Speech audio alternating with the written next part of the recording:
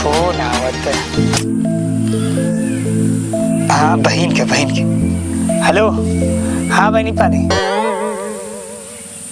अच्छा आवत हो कहाँ पहुँचे लो? अरे भाई तू निकर बना कैलू।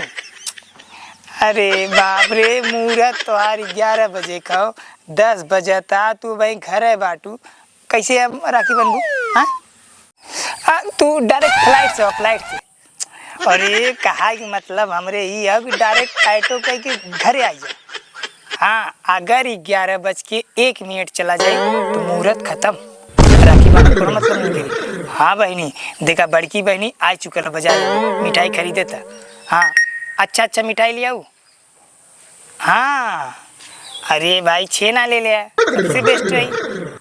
ठीक बा आओ बाहर छेना कहाँ मंगा रहे बच्ची? पाले का लगी कह छेना मंगा रहे ऐसे तो कक्का ना है वो आवत है हमार बहन। अच्छा राखी बांधे। अच्छा राखी बना था। हाँ अब साल भरे में एक बार पर्व आवाला। हाँ इतना हाँ तो खुशी खुशी जवन कुछ रहा है देल जला और बहनी जवन कुछ रहा वो लिया वाली तक झक वाली काम ना हो चाहिए। अच्छा शुभ ये शुभ बात एकदम। है। अब ये बतावा पतो गई राखी बाने? हमार पतो कहाँ जाई? अरे पतो न जाई राखी बाने ना काहे के? ओकर भाई आवा की ये बुढ़ा बड़ा कंजूस बाटे। तब का? अरे भाई कैसे आई है? ले गाड़ी के नहीं है साइकिल नहीं है पैदल ही और कुछ नहीं है। अरे भाई बिटिया बहन जाल इन अपन घरे बांधा है कि भाई यहाँ कर उल्टे बनवा? ई बतावा मेहरारू जात हो बेचारी जब अपने घरे ओकर भैया टकटका के गाड़ी के ना आ सकत है। अरे तुम्हारा के समझावे हर बहन के मन होला कि रक्षाबंधन के हम अपने नैहरे पहुँचब राखी बांधब।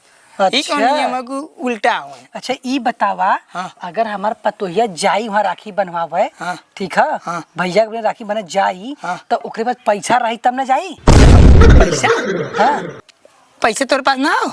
जब ओकर दुल्हा पैसा भेजबे ना कर तो हम अपने तरफ से दे पागल दिखाते हम। अरे का झूठ बोलत है तू?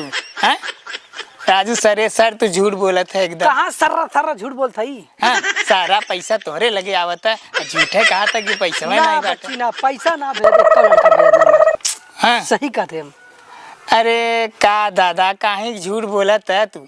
हाँ? बतावा झूठ बोलब हम बच्ची तो से तो पैसा तो तोहरे लगे आवला कुल ना हर हमरे काम लगे तू ना करला। आवेला। हाँ वो पता नहीं कहाँ भेजला आप हमने समझा रसियन लेके ना घूमत का बम्बई जाए। देखा दादा तू बहुत गलत बोलत है। तब पैसा ना भेजतो और देखा यह शुभ अवसर पे तू बहुत गलत बोलत है। ना देवे चाहता पैसा तो मत दे लेकिन ई जिन कहा कि लड़कियों हमार ना भेजे। हाँ ज्यादा हम देबे ना के पैसा हाँ जाए कहा न दे जाए चाहे जिन जाए वो जाबे करी भाई। अब वो रक्षाबंधन भाई के छोड़ी ना वो जाई भाई जहाँ 1 किलो मीठा ले जाए के वहाँ 1 पाव ले जाई लेकिन जाई। मिठाई का कर ले जाए अगर जइबो करे बाई चांस अगर जबरी कह के ना हाँ। तो घरा से ना जो गुड़वा ना बनवाए है गुड़वा ले जो कौने दुनिया में जियत बाटे तू? हाँ तू ना समझा दे दुनिया चंद्रमा पे पहुंच गई तू वही जमीनी कीड़ा भरल है। अब का करी हम पहले जमाने में खाई बच्ची ना हमार सोच बहुत अलग हो गई। सोच इतना अलग हो गया कि गोबर कह देता तू एकदम। कहाँ गोबर कह दे? अरे हम कहा थी तू अपन दिमाग गोबर बना देला एकदम। ना मार दिमाग एकदम टकाटक हो एकदम। ए भकर यहाँ अरे तो ही गाती है का भलबुला हमार मुड़वा एकदम पकी गल। पकी है अच्छा नहीं हे एक दिन पकाए मारे हैं एकदम। हम का कैले बच्ची? अरे इनका नाम है पकाऊ हम। ऐसे ना ना तू राखी बनवाई का गिला मेरे के ना ही छुटके भैया दे 2000 गल बनवावे गल। अरे 11 बजे उधर डालना है। देखा तो आने मेहरारू को गुलाम हो जाए का 2000 फूंक दे तो ससुरा तो यार दादा का बताई तो कलयुग में जिया जैसे ऐसा करा ना दादा हम एक चीज कही का मनबक ना हमारे बतिये बताओ। माने लग रही मानब ना माने रही ना मानब। अरे ना माने वाली बतिये ना का देखा तो बोला बच्ची पतो के ना ज्यादा पैसा जिंदे ठीक। हाँ। 1000 अगर दे देबा 2 मिला बाटिन 1-1000 दे देबा तो ना जाइए मान ला 500 मीठा ले हैं। अच्छा 500 मीठा ले ली है, 500 में राखी मीठा हो जाई। हाँ। एक बाद 500 उनकर भाड़ा किराया हो जाई। अच्छा। जइए राखी बानी है मिले बदे क्यों राखी ना बानत। अच्छा। समझता? राखी एक ऐसन पर्व बा कि भाई ओके रोक नहीं सकते। अच्छा अच्छा। हाँ तो 2000 दे देबो ना जइए भाड़ा किराया कही कि अपन राखी बांध कही है तब कही है कि जे भी मिले ओकर नैहरवा वाला कही है इनकर बुढ़वा देखा ठीक बा। नहीं जइए हुआ रोज छीनकत कहीं को जइए कह दी बुढ़वा हमारे पैसा ना दे ये तू मैं होए लगी हल्ला हो जाई बस कौनो इज्जत नहीं जाई गाँव देश में। सही कहे बच्ची। हाँ। तू तो आज हमारा आँख खोल दे ले। हाँ चलत है हम अपने पतुया के पैसा दे दे दोनों हाँ। के 1000 जाए रहने तैसे। हाँ हाँ हाँ अपने जा घरे जा देख के जा, आवे। जा। चलत है बच्ची ना। हाँ हाँ जा जा। तो ठीक से रहो जी ठीक है। हाँ हाँ हाँ जा। चला। इनके से कथन हमारा खिया खोल दे, इनका खिया बंद है का पहले। देखा बात का भैल है जानत है? बात ई भैल है कि ये नाइन है इन अपने घुमूर में रहन है। हमें तो जैसे एक्टिव अकड़त रहन है। अकड़त रहन ई कि बेटवा पैसा भेजा था और रख के थप्पी और सोचा तने पतोह देबे न करी। अच्छा। हाँ तो हमहू का करे है जानता है? दिला तू ना? हाँ जानत है अगर ये समय राखी न बांध पाई जोन बहन का दशा हुई कर। हाँ रोज रोज दिन बीती। अही से हम भाई जेके बताई सही बताई। तो बहनी कब आवतिन तो राखी बाने? हाँ बस चल दे सर कोनी पहुँचली। अच्छा कहे से गिर है बजे मुहूर्त बा। हाँ 10:30 बजे वाला तबले वो छुटका। हाँ देखा हमरो बहन आवत है एक जने तो पहुँच गए सिर कोनी। हाँ। मीठा उठा लेते एक जने आवत है।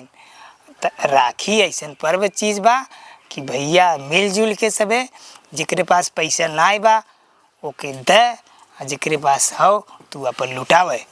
हाँ। समझता? हाँ देखा देखा वाह आई गेन चला। चल चल चला तू अपने घर हम चलते।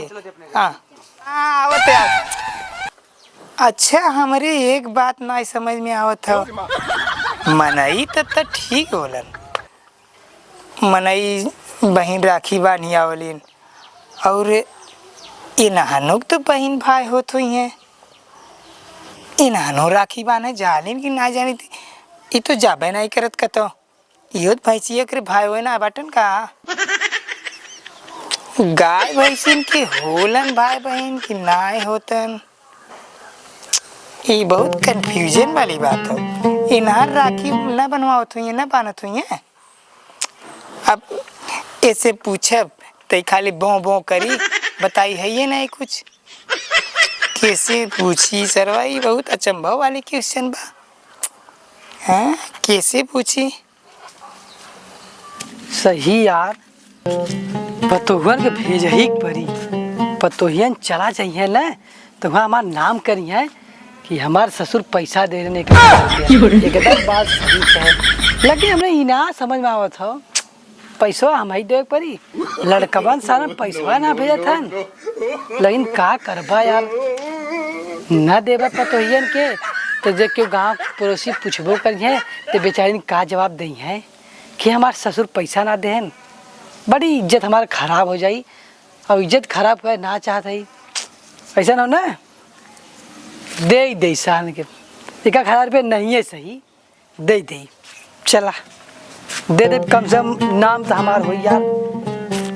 चला पिरात हो गोर तो वाह चला अच्छा भल चली गया पतो तई सुकून मिला न कपारे पे चिल्लाता हे भगवान चली गया बहुत अच्छा भल निक हगो ना ला तो सरा लाइनियो करिएगा एकदम।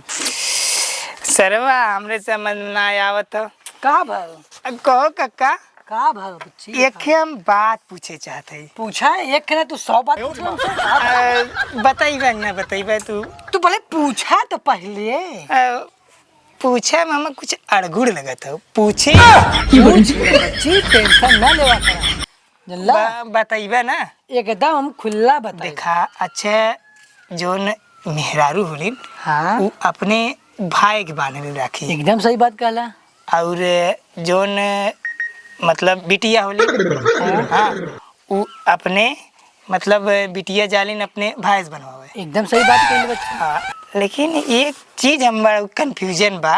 अब का कंफ्यूजन बा बताओ सोचा थी कक्का पूछी मरबत ना गोजिया था फेंक दी तो मारा का पे यही कहा थी कक्का ना हाँ जोन भैंस गोरू होलिन अच्छा पूछी कि न पूछी। अरे का दिमाग खराब करते, पूछ ले जौन पूछे खाओ। यही कहा थी क्या ना, हाँ भैंस गोरु जोन होलिन, हाँ। जैसे भैंस होलिन उन्हानो राखी बांधलिन कि नाय बांधतीन। अरे बप्पा तो एकदम बुढ़बक रह गए, एकदम बुढ़बक रह गए। हाँ ये बताओ, हाँ जब भैंस भैंस के बहन भाई रहा लेन, हाँ। तो अगर तोरे के दुई भैंस बाटे, एक भैंस के ओकर भाई बा, हाँ। अगर एक भाई कतो बेचाई के बाटे, हाँ। तो ई बतावा कि तू ओकरे के यहाँ से खूटा पैसे के छोड़ के तोरे के यहाँ ले आई भैंस राखी बांधे खातिर, ई कुल अंड बंड तक काहे सोचा था बतिया? तब मतलब ना बनतीन। ना बांधले अच्छा काका ये कंफ्यूजन राम ये बदे आए है तोरे लगे। हाँ ठीक है ठीक है, हमार बरबंडवा तो गड़बड़ हुई है ना। का ठीक बा काका सुधा। चला सुता ना है, चला पतो चला गया कल स्कूल का जब जा